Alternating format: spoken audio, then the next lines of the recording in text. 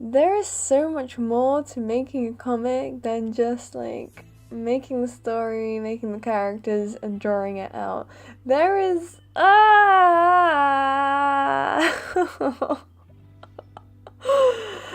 going insane.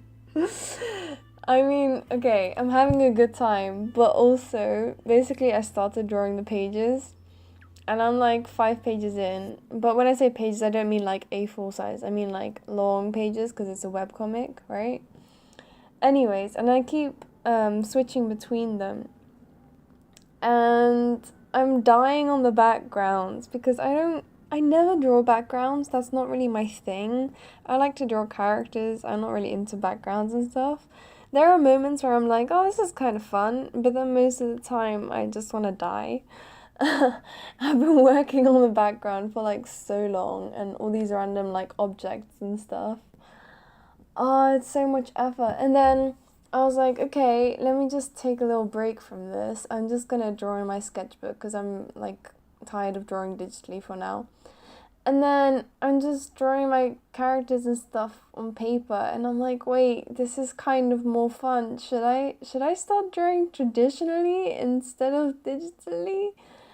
And so now I'm at another ultimatum and I don't know what to do. Every time I finally feel like I'm making progress, like another big decision comes up. So now I'm struggling to try and figure out whether I should keep drawing digitally or start drawing on paper instead and then just maybe color it digitally, but then do all the line art on paper.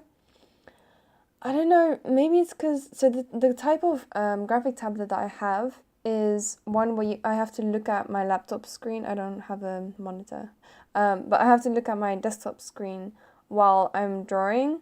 So sometimes it's kind of hard to control your line work because if you imagine drawing on paper, you see the product of your movements like straight away, right? So it's easy to control where the line goes because you're looking at it the whole time. But when you have a tablet and then you have to look at the computer screen, even though you get used to it after a while, you still feel like slightly disconnected from what you're drawing and where your hand is. And so line art is kind of difficult to do. It's not impossible. Like I've made some decent stuff. Like I think the drawing that I did in this video, I think the line art's pretty decent. But I don't know, sometimes it just feels a bit unnatural. Sometimes I feel like I would do it better like on paper. And so I'm not sure what to do because I don't want to have 5 pages in digital and then 5 pages in traditional and then keep switching between the two. So I'm not sure what to do. And I already spent so much time on those pages, so I don't think I'm gonna redo them. But maybe after those I can start doing it traditionally. But also, I don't know. I don't know what to do. Anyways, okay, so there's that. And then I'm just venting now. Like there's a bunch of stuff. Okay. So there's that. And then well, this is actually a good thing. So I managed to get an internship at this really cool company that does like e-learning stuff. And it's great and I'm having a really good time and I'm so happy to be there. But also it means I don't have 4 days now to work on my art. So before this internship, I just worked on art like the whole day. Like I wake up and I just go straight to my desk and then I go to sleep at like 3 a.m. But now the job is like 9 to 5, Tuesday to Friday.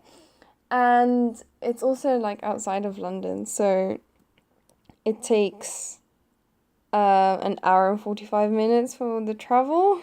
And so by the time that I get home, I'm just knackered and like I do not have the energy to start drawing or anything. So yeah, it's life. Life exists. But I mean, I don't regret it, obviously. Like I'm happy to be working because I've never had an actual proper job before. I've done work experience at a nursery in year 10, but that's not really a desk job. You just kind of sit with kids and read to them or help them do activities, play with them. But yeah, so I think this is a really good opportunity for me because I need work experience and I'm also already like learning a lot on the job, so yeah, I'm happy about that. But the travel is a killer. Speaking of the travel, here are some horror stories for my first week. Okay, so quick explanation for anyone who doesn't live in London. In London, we have a travel card which is called an Oyster card, and basically you can top up money on that card, and then you can go on buses and trains and whatever, and you can buy like seasonal or week tickets or whatever, but it's all on that card, so you just need that card to tap in and out of stations. But once you're outside of London, you need to buy like physical tickets. You can't use the Oyster anymore because the Oyster card is only for London. Okay, so let me show you a blueprint of my map so I can tell you everything that went wrong. Okay, so there's my house. Then there's the station that I have to walk to. Then from that station, I go to another station called Ealing Broadway. From this station, I take the train to another station called Twyford. This is a long ride. It's like around 40 minutes, give or take. It's probably a bit more than that. And then from there, I get to Twyford. At that point, I take another train and I get out at Henley-on-Thames, and then I walk to the office, or le office as I call it. That's dumb. Okay. Somewhere along the path of Ealing Broadway to Twyford, so the first big train that I take is West Drayton. Okay? Okay. I didn't realise that my Oyster card only works for part of the journey. So on my first fateful day, the ticket checker person came round and they were like, ticket, and so I show them my Oyster card and they're like, that's TFL, it only works in London. And my stupid self thought I'm still in London. I mean, to be fair, like, how would I know that I'm outside of London? Like, I wouldn't know. I'm still on the same train. It's not like it says, hey, we're outside of London now. But yeah, so I had to buy a ticket, which was £11.70, which is so expensive. What the hell? But yeah, so on the first day that happened. But apparently I had to like check out, like tap out at West Drayton and then tap back in and then keep going on my journey. And then on my way back, I had to like do the same thing or something. Like it was like really complicated, and I only found that out like at the end of the day because I asked one of my co-workers, and at that point I was so tired. I was like, you know what? I'll just pay the £5 fee that comes when you don't tap in and tap out.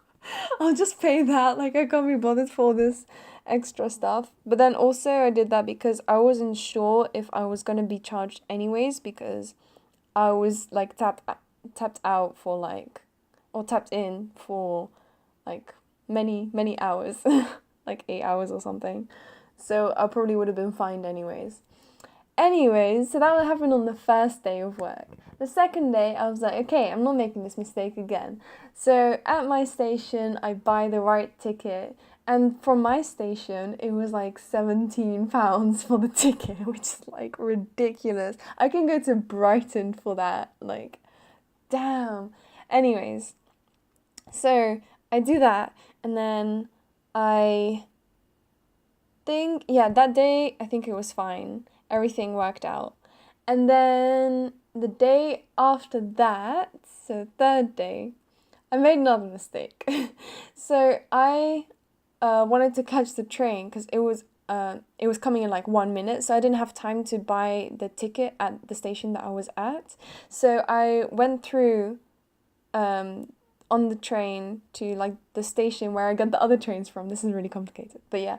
And then from there I bought the ticket, which is fine. But then I tapped back into the station with my Oyster card instead of the ticket. And then the train that I needed to get was coming in like 2 minutes. So I was like, you know what, forget it. I'm just gonna go get that train, because if I miss this one, the next one may be in like half an hour, and at that point I'm late for work. And then I was running for the train and I managed to get the train, which is great. And then by the time I got out of that first train and I had to go on to the second one, I missed the train that I needed to get by like a single minute. By a single minute, and the next one was in 40 minutes. 40 as in 40, not 14. 40 minutes.